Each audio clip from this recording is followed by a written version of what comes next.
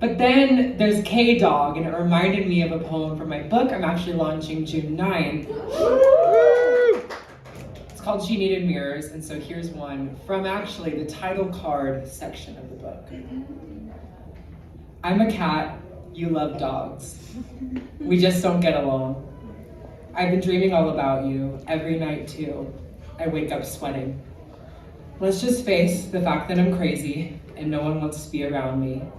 I hate myself this way, it's just all the time.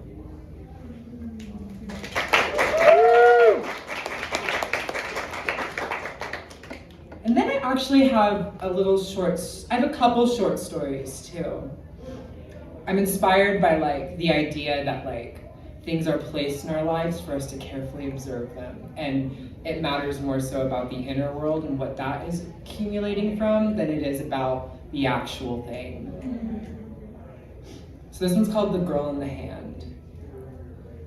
Energies are majorly off today, but we'll get to the bottom of this. There's an ominous presence at the castle.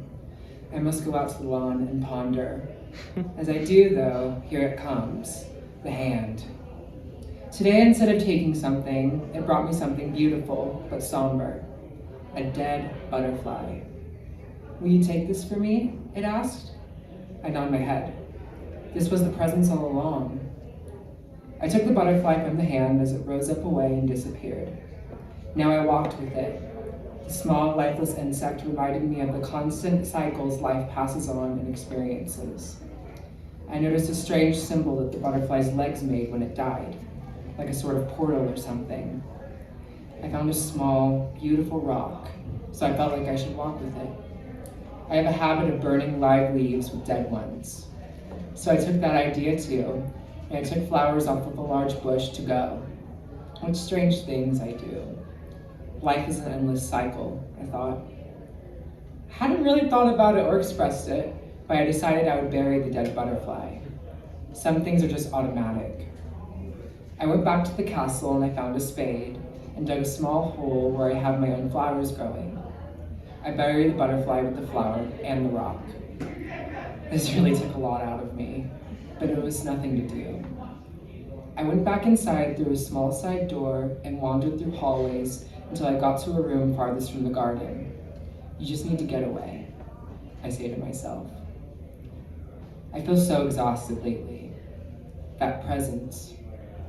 Instead of thinking about it, I just started drawing the symbol the butterfly's legs had been in. The end.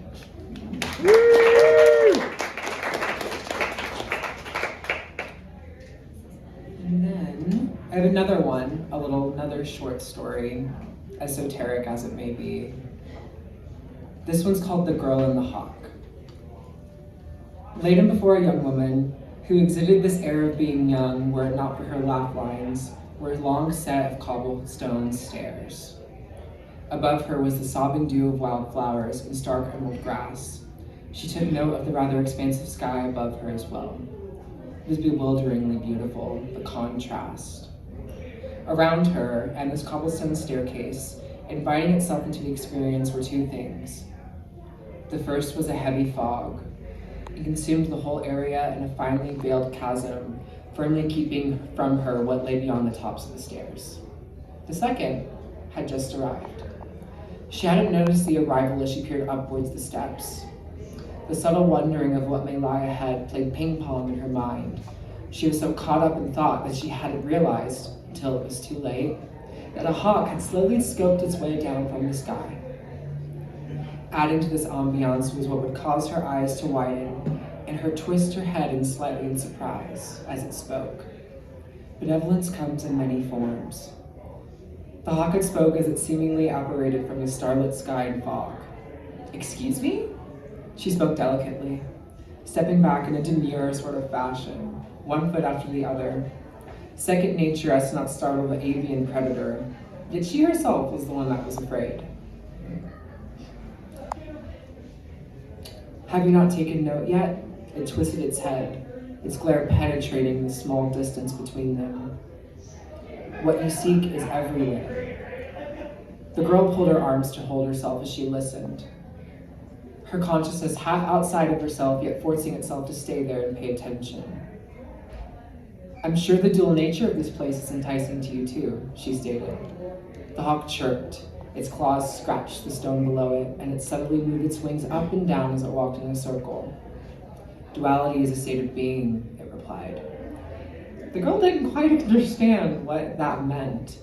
In her mind's eye, she could imagine the stark differences of life, rich or poor, black or white, up or down. To me, life is this or that. She let her arms fall slowly. Is there not a difference in the way the stars shine above us, than with which the sun rises as we see blackness in the blue sky? The hawk stood still at her remark, and it faced the expanse ahead of them. Out of sight, operating out of sheer void, a small blue orb began to descend downwards.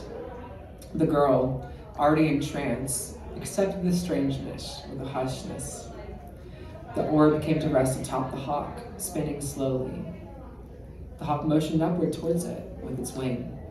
This does not remind you of our planet, it asked. Well, it's quite blue, but the spear is reminiscent, I suppose, she replied. Yes, much like how you mentioned a blue sky. The orb continued to spin on its axis. If only you could look at Earth from the perspective of all that there could be. The hawk spoke again and began to flap its wings. If I could, she responded. But then the hawk continued to fly above her. It called out as it left. Then you might be able to acknowledge that there would be no difference to anything, observed or not. Its cautious voice trailed away into the fog. The girl stood still now, the orb still spinning there, right in front of her. Right, she responded. She then took a stop next to it, looked upwards toward the stairs ahead, and began to walk upwards, leaving the orb behind.